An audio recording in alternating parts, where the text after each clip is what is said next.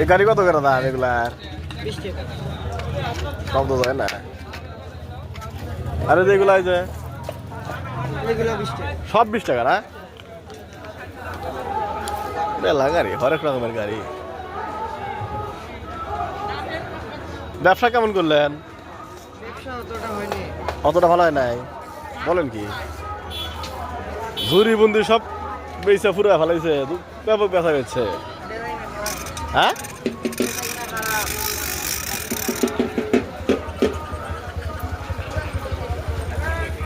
তাহলে আপনাদের ব্যবসা খারাপ হয়েছে।